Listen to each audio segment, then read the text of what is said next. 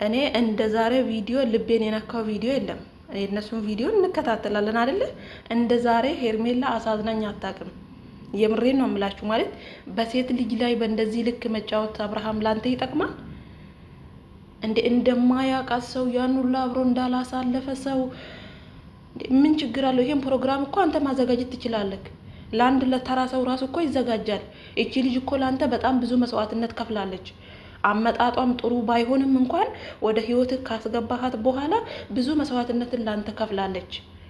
ጓደኞቿ አስበው አውጥተው አውርደው ፕሮግራሙን ባዘጋጁላት አንተን እዛ ላይ ሲጋብዙ፣ በዛ ላይ ደግሞ ነጭ ልብስ ልበስ ሲባል ጥቁር በጥቁር ሆኖ መጣ።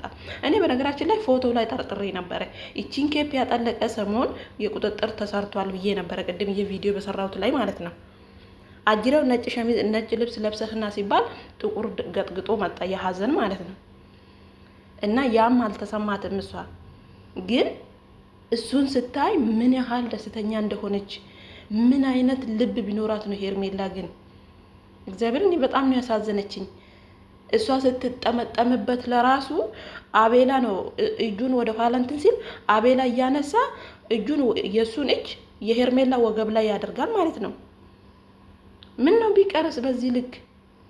የምሬ ነው የምላችሁ። ጓደኞቿ ራሱ ተሳስታችኋል። ፕሮግራሙን እናንተ አዘጋጃችሁ አይደለም? በቃ ሄርሜላን ብቻዋን ጠርታችሁ ደስተኛ ሆና ከእናንተ ጋር ውስጧ ቢከፋው አብርሃም ቢኖር ትላለች እንጂ ኖሮ በዚህ ልክ ደስታዋን ወደ ሀዘን ከሚቀይር አብርሃም ቢኖር ደስ ይለኝ ነበረ ብላ ታሳልፈው ነበረ። የምሬን ነው። እናንተ ብቻ እዛች ጋር ተሰብስባችሁ ፕሮግራሙን እንደጀመራችሁ ብቻችሁን ቢጨርሱ ኖሮ ሲጀመር አብርሃም ለሩታ ያልሆነ አብርሃም ለሄርሜላ ይጠቅማታል ብላችሁ ማሰባችሁ ራሱ እኔ አይገባኝም ጋይስ።